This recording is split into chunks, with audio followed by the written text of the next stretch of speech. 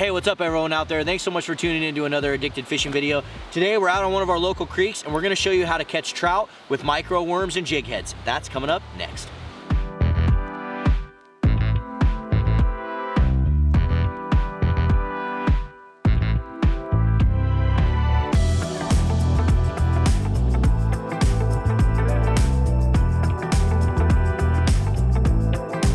All right, so first things first, let's talk rod, reel, and all that. You basically can use anything you want. When I'm out on a local creek like this or a small body of water where I want to use micro worms, I like to have a small rod. So I have today, this is a Okuma Salilo. This is 6'6", 2 to 6 pound. So it's just an ultralight rod, real small, real compact. Helps me get up and down this creek and I'm not getting in the way. I can make my cast that I want to make. And I like to just have a little compact setup like this. Also, a lot of these trout and cutthroat and little things that we're catching in here aren't very big. So when you have a little bit of a smaller rod, it makes it a lot more fun to fight these fish. So again, I like Okuma. Okuma is one of our sponsors, but if you guys want to use any rod that you have out there, probably anything in that 6 to 8 foot range is going to be good for this small creek fishing. Again, you want to use something that's a little bit like a medium light action, light medium action. You want it to have a good tip and a fast action, so that way when you pick up on the rod, it registers to your bobber and you actually get your hook set into the fish. Now reels, I have a 3,000 reel on here, but you can go down to even smaller. You can do a 1,000 or a 2,000. Anything from that 1,000 to 3,000 range is going to be good for you. I like the Okuma RTX because it has a 6-to-1 ratio, so when you're reeling back in, especially when you're long lining your bobber down through the hole, it gets back in quick. So anything in that 6-to-1 is what I'm going to be looking for if I'm looking for a good spinning reel. Brand is just going to be whatever preference you like. Again, we love Okuma. Shout out to them for being one of our sponsors, and we can stand by them and recommend them to you guys. Now, next thing we're going to do here is talk about line. So now line, I'm not really picky on. You can use mono, you can use fluoro. I really like to use a braided line. A lot of the fishing that I do, I'm using floats, I'm doing things where I want no stretch in my line. And so also with a braid, when you're fishing these little micro floats and these micro worms or micro jigs, your braid's gonna float on top of the water, which is super, super important because you want you to be able to present your setup in the most natural way possible. So I really like a braided line. This is a 20-pound braid, super heavy for these little trout, but that's okay. I use a little bit heavier of a line again so it floats on top of the water. Now, if you don't have a braided line, no big deal. Like I said, just use mono, just use fluoro, do anything like that. But one thing you're gonna wanna do if you do have a braided line, and this is the next step kind of in this setup that I'm gonna teach you guys, is you wanna do what's called a double uni knot. And in a lot of our tutorials, I don't actually show you this knot, but I'm gonna take the time here to cut my leader off and just kind of show you guys what this knot is here. And there's a ton of these different knots, blood knots, crazy Albertos, all those different random knots. I like the double uni just because it's what I've been tying forever. I've never had any issues with it and I can tie it fast. And so yeah, that's the one I prefer, the double uni knot. So here's what we do. What you do is you take, I have fluorocarbon. So what you do is you take your braid and your fluoro and you're gonna cross them with each other. So here you go, you got your braid crossed. And then what you're gonna do is you're gonna take this braid and you're gonna loop it. Just like so. And then we're gonna start wrapping. 1, 2, through that loop. 3, 4, 5. And you can go anywhere from 5 to 7 knots or 5 to 7 wraps. I like to keep it at 5 so it keeps my knot just nice and small. Then what you're gonna do is you're gonna pull that braid snug onto your fluoro. And then what you're gonna do, you're gonna take that fluoro and same thing. You're gonna grab it, you're gonna loop it. You're gonna keep this on the opposite side of where your other knot is. So I'm gonna loop that just like so, and then I'm gonna start to go back through itself. 1, 2, 3, 4, 5. And then what I'm gonna do is I'm gonna wet that knot. I'm gonna pull that snug. I like to use my teeth here a little bit. Give it a nice snug. And then what you're gonna do, you're gonna take both ends of the line, the fluorocarbon and the braid, you're gonna pull these together. Just nice and slow until you're snug. And there you go. Now, your fluorocarbon is attached to your braid. Take my scissors here, I'm gonna cut off this tag end. Like so, of the fluoro. So you cut off the one side of the tag end of the fluoro, take the other side of the braid and do the same thing. Cut the tag end off of the braid. The old trusty Gerber scissors doing work here. And then this is what you're left with. A nice, clean, small knot. And the reason I really like doing this, so the other thing you guys can do, you know, you can use a swivel, you can use a barrel swivel as well to attach these together. But what this is gonna allow you to do is reel this up through your eyes. So you're gonna be able to actually reel that knot through your eyes and cast, and you're not gonna have any issues doing it. So I really like to do that with this fluorocarbon. Attach it to your braid, double uni. Alrighty, now let's cut our micro worm off here so I can start all the way back from the beginning. I've been catching a lot of fish today on this micro worm. Super excited about it. I'm gonna pull this float off here. We're gonna talk about your next setup. So after you've got your rod, your reel, your line, and your braid, or sorry, your braid and your fluoro, now what you're gonna do is get to your bobber.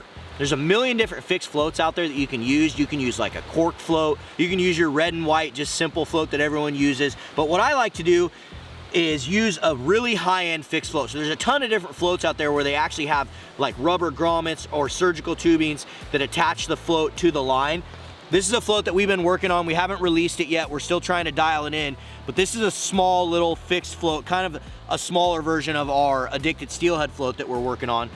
You know, we're gonna come out with different sizes of these floats, but the nice thing about these floats is they have a surgical piece of surgical tube at the top. We're gonna put this on here, and then I'm gonna wet this float here. I'm gonna slide that surgical tube on there. And then what you're gonna do is you're gonna take your other piece of surgical tube from the bottom.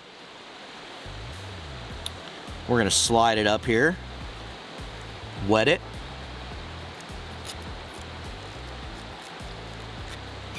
And there you have it. It's fixed on your line. And what you can do now, you can easily slide this without any effort up or down to adjust where you're fishing. Up, down, quickly as you're walking down the river and fishing different buckets.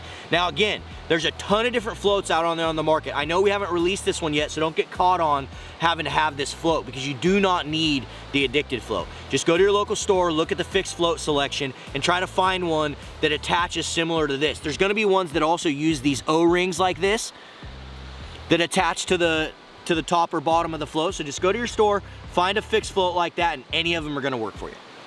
Okay, so now let's get to the actual business end here. We're gonna talk about worms. There's a ton of different companies out there that make these little micro worms. We're actually working on some that we're gonna be releasing soon, but right now we love the Mad River manufacturing. So here's what we got here. You can go, there's lots of different color selections. You got your pinks, you got your greens, you got your oranges, a little bit more of a pearl pink. We got some brown here. We got kind of like a white and pink here. There's a ton of different colors out there you can use, but the one thing you want is you want these little tiny small worms like this. They even make them even smaller than this, which is completely fine. You know, I kind of get stuck on this size right here, but you can go smaller, you can even go a little bit bigger if you want, but I really prefer this little, like, I think this is a 2-inch or a, I'm not sure exactly what he calls these, but I think they're a 2-inch micro worm from Mad River. But just go on Mad River's website if you're looking for micro worms, or go on Amazon, just type in micro worm. You'll be able to find some selections that you can get. But now, what we're gonna talk about is how to actually fish these things. So, there's a couple different ways you can do it. You can use what I like to do. I like to use just a really small, you can use like a 64th or a 32nd ounce. I think this is a 1/32 ounce jig head. Now this works really nicely because you can easily fish these things. And take my white jig head here. You can easily fish these things quickly. Take your worm, you're gonna insert it right in here just like this. You're gonna thread it up through the center of that worm until you get to about right there. Till you get to right there to where it's really turned, and then you're gonna poke it out, and then you're gonna continue to thread it up, like so. Adjuster on there, and there you have it. That is an absolute deadly trout fishing setup. So that's the first way you can fish these things. And then what you're gonna do, you're just gonna literally take that jig head through this little eye right here on the top, and you're gonna tie it onto your leader. I'm not gonna do that yet here because I'm gonna show you another way to actually rig these. So the other thing you can do is you can take a really small hook here, like so, and this is actually even might be a little big, but that's okay because we're fishing for some decent trout today. But you take yourself a small, you know, hook, little bait holder hook or whatnot, and then you're gonna do the same thing. You're gonna thread this thing up your hook. Threading her on up, threading her on up, threading her on up. And then you're gonna pull it out. Like so. And then what you're gonna do is you're gonna take this little guy, put it through the eyelet.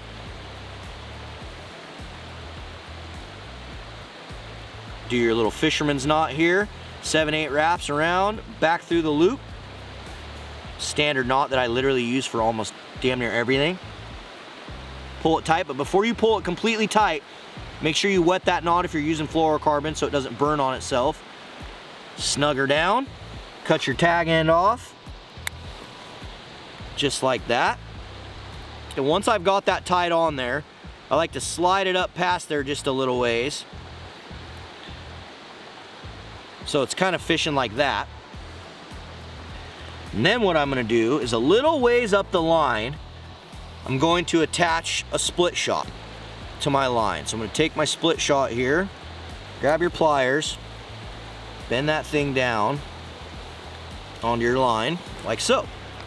You should be able to slide it a little bit if you're careful. I like to have it about that far away from the worm. Now you're fishing. Okay guys, so as you can see, I have a nice run right here, perfect for these worms. It's nice and slow. We have this big gravel bar right here that then drops down into this nice, sexy green bucket. So what I like to do is I like to cast this upriver just a little ways to give this worm time to get down into the hole. So we're gonna cast it on up. And you wanna hold your rod up, kind of keep that braided line or whatever line you're using off of the water, and let that thing kind of float down in there like so. There we go. She's floating nicely. I'm gonna bring her off that wall there real quick. And let her float down through there. As you're feeding line, you just kind of want that to float nicely through. Feeding line down through here. Letting line off. Got some trees, so I gotta reel off here. Again, I'm gonna let that thing just go down through the hole like that. No bite.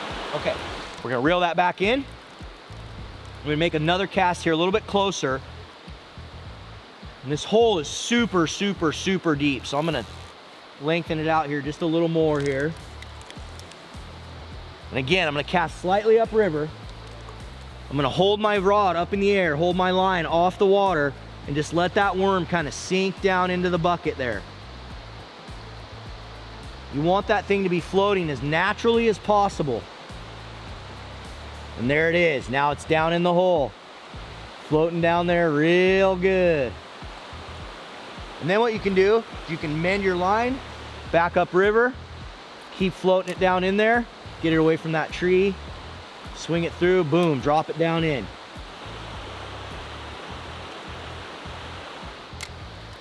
Okay, no dice. So now what we're gonna do, guys, we're gonna switch to the jig head. We're gonna switch to that jig head just because I wanted to show you guys both ways to fish this, because, you know, I know a lot of times, a lot of you out there may not have these smaller jig heads and stuff to actually use, which is okay. You don't actually need them. You do not actually need them. I've caught a lot of fish doing it that exact way that I just showed you, but I really, really, really like to fish the jig head method. It's my preferred method. I've caught a lot of fish using it. So I'm gonna pull that jig head off there. I'm gonna tie it on.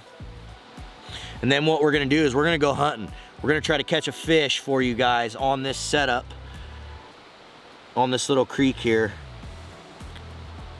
I'm gonna show you just a few more techniques. We're gonna try to cover a few different areas of water to really show you guys how this setup works. Okay, again, I'm gonna cast this upriver. And then I'm just gonna I'm gonna hold that line up off the water, and I'm gonna let that jig head just fall down into the hole. falling and falling and falling, looking for a trout to eat my hook. And then as it gets down and it's straight, you can lay the line on the water and just let that thing naturally, oh, we just had one. And don't do what I just did, because I set the hook way too hard and way too fast on that. What you really want to do, so when your bobber goes under like that, what I like to do is just reel till it's tight and then just give it a little pop. I'm a steelhead fisherman, so I get a little too excited and I set the hook too hard. Let's go in there again. That was good. They like the jig head bite. We actually just saw a really, really nice fish jump in here too, so hopefully we can hook him.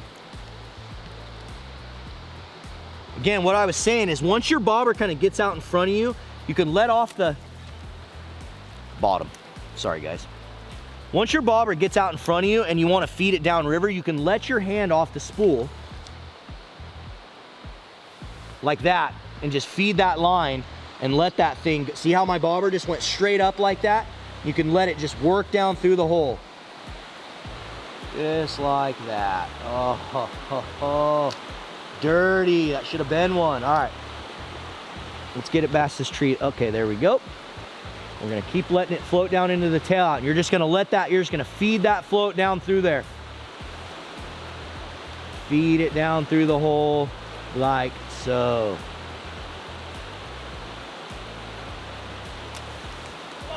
No love. All right. What do here? Now, as you can see, look at how easy I can just boom, quickly shallow that up. Because I think what happened there was I got down into that tail out, and it was a little shallower than the rest of the hole, so it got snagged on the bottom. But that's not to say that fish aren't down in there.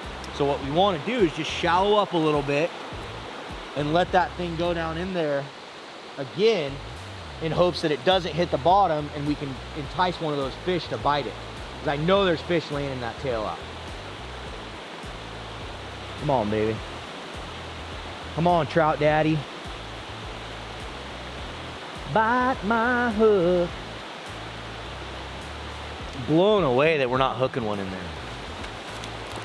So a lot of times, guys, if you're in areas like this where you can't get like good casts and stuff back in there, a lot of times what I'll do is just try to get a new angle on it. So what you can do, I'm gonna go down into the river out here, because I want to get back up in there. That's where I want to be. I'm gonna walk down in here. You have all these overhanging trees right here, and I think that a lot of these fish are gonna be hanging out in there waiting for something to fall out of those trees.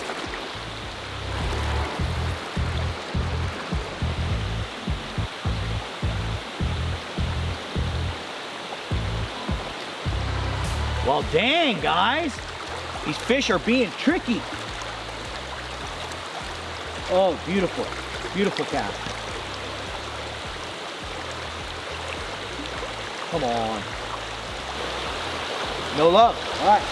Let's make another move. Oh, got some deep water here, folks. Let's go up here in the top of this hole. See if we can find one. Show you guys a little bit of another area where I think the fish might sit. Back in there, kind of by those trees, kind of by those logs, I think a lot of fish might kind of hide back in there. So what you can do with your floats and with your worms is you can cast back in there and just let that thing kind of lay and rest.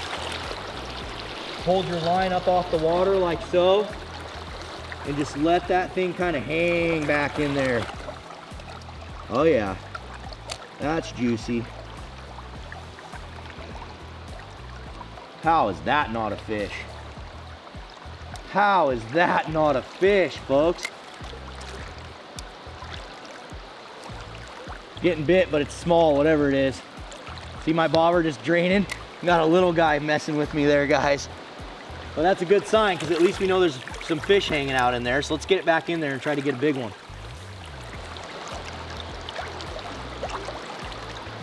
Oh yeah, beautiful drift. There we go, back in there. Back in that one.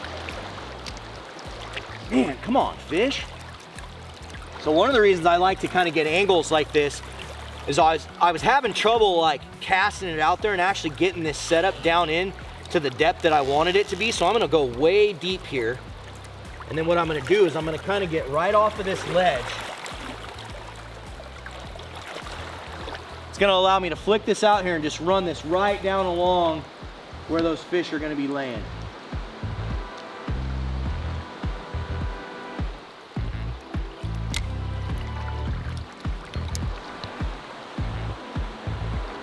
All right guys, so now that I've showed you kind of how to fish a slow, deep run like this, what I'm gonna do is I'm gonna keep kind of working my way down river, try to find some other water and show you guys some other ways of how to fish these microworms and hopefully hook a fish or two. So come join me, we're gonna keep learning, and wish us luck. Okay everyone, so if you look at this hole right here, we have some really fast water coming down here, but right in between, you can almost see like there's a drop off, and it's pretty fast in there, but it's plenty slow enough and enough structure in there to hold fish. So I'm gonna shallow out just a little bit. And then what you wanna do when you're fishing these kind of things is cast kind of up into the rapids and then let it fall down into the hole and run through there just like that. Oh, my bobber drained, but I don't know what it was. So again, you can see the soft spot right in the center. So you just wanna get it right into that soft spot.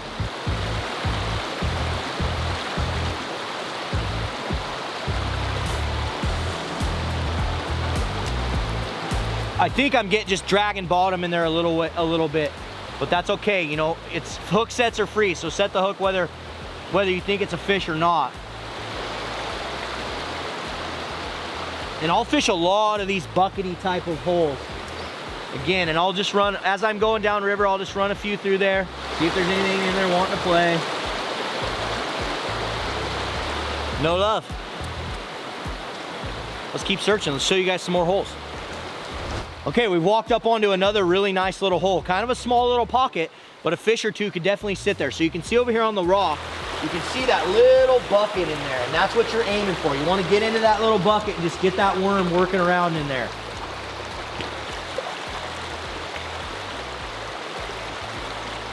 Spots like this, it's not like you're gonna hook fish in them every time, but I like to fish everything.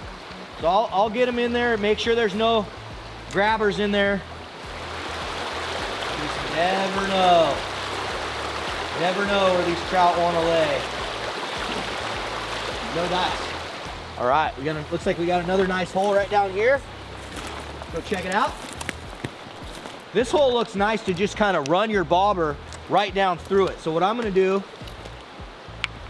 I'm gonna slide this float up just a little ways, make it a little deeper, and then I'm gonna walk out here.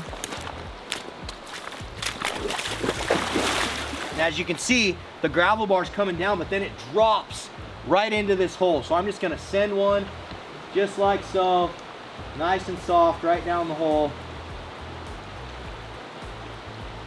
And a lot of times what I'll do is the same thing when I've taught you guys about steelhead or trout or anything like that. I start in close and then I work my way over. So I made my first cast kind of on that inside seam. Now I'm gonna send one right down the middle here.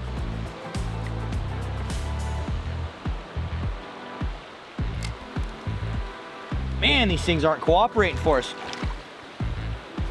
Okay, again, I'm just trying to show you guys a bunch of different spots you can be fishing and looking for and using these microworms with. So you can see right here, we got a big log jam, but it comes down into this nice little bucket in this inside seam. So I'm gonna run it right along that log jam, down into that inside seam, just like that. No dice. All right, so I made a couple casts through there, didn't find anything. Again, that's the nice thing about these fixed float setups and these worms, is you can just keep kind of working your way down through until you find some fish that want to play. Okay, here we are to another piece of water. As you can see, the water comes down in, hits that wall and wraps around, but what you have is this nice little inside soft seam that those fish could rest. So we're gonna just run it right along that inside soft seam. Moving a little fast than I like it. Definitely moving a little quick in there. A lot of times, guys, I'm only putting a few casts through, 2, 3, 4 casts. If I know I've made my good casts that are gonna get a fish, I'm not gonna just keep running it and beating it up. If they don't want it, they don't want it. So sometimes I will, I'll switch to a different thing, a different setup, a different spinner, different jig. But in the essence of just trying to teach you guys these, you know, micro worms, I'm just kind of working quick, hoping to show you guys a bunch of different type of water you can fish them in. So this type of water is ideal. As you can see, we have two currents coming together and just forming a nice, deep, slow bucket. And hopefully there's a trout in here that wants to play. Just gonna send it right down the center here. Might be a little deep. Again, the nice thing to these floats is look how long I can extend my drift down into that hole. Super natural presentation. Oh, there he is. Got him. Got him, guys, all the way down in the tail out down there. See, and that's the benefit of these floats and these worms, is you can really extend your drifts. Oh, don't get caught in those weeds there. Oh no, he got caught in the weeds and we lost him. Oh, that's okay though. That's all right. That was a good fish. Nice little tiny cutthroat it looked like. A lot bigger ones than that in here, so we're gonna try to show you guys a big, oh, I just ripped my worm. Dang it, Marlin. Okay, so another thing I'll do with these worms a lot is I'll try to get into little like back eddy spots where it's just kind of swirling a little bit, where I know trout are gonna kind of sit and find food. So I'm gonna cast over into that. Up. Oh, I'm not far enough over there. Hold on, guys. Hold on. Gotta get over there just a little farther. Oh, flirting with death. Sometimes it can get tricky out here. You don't want to lose your stuff or snag it up, but oh, there we go. That's the cast. Oh my God. Come on, something be there. Something be there. Oh! Oh my gosh, guys, that was a freaking great bobber down. Great bobber down. How did I miss that one? I think I pulled it away from him, to be honest, guys. That was my fault. These fish are really giving me a run for my money today.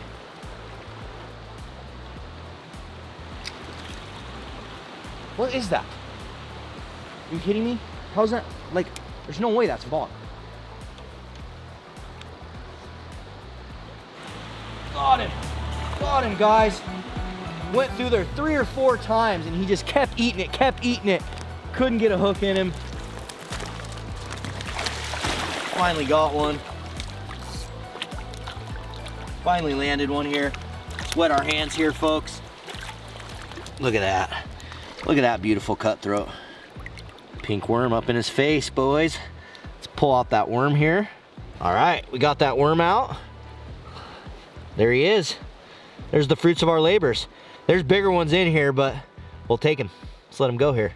This will be kind of cool. And oh.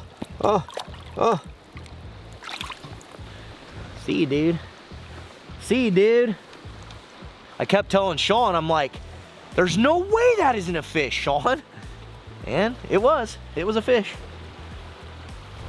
So this is another beautiful spot we have here at Addicts. There's a log in the water right there, but what it's doing is it's slowing down all this water. It's creating just a beautiful little bucket right here. So let's hope and pray for a nice fish right here. Cast it on out there. You're gonna let it feed it down through this here. And then you're just gonna send it down into that bucket.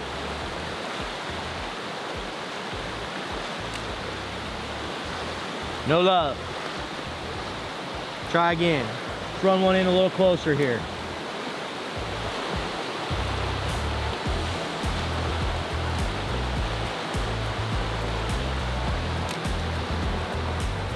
No love.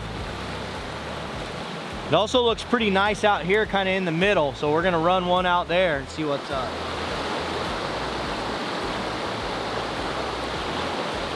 All right, guys, now we're gonna roll a quick little beatdown video of us kind of smashing fish on these little micro worms. We're gonna roll that for you right now. It should be a fun one. Check it out.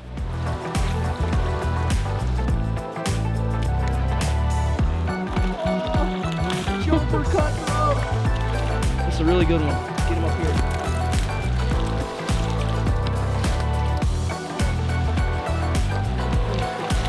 Another little guy.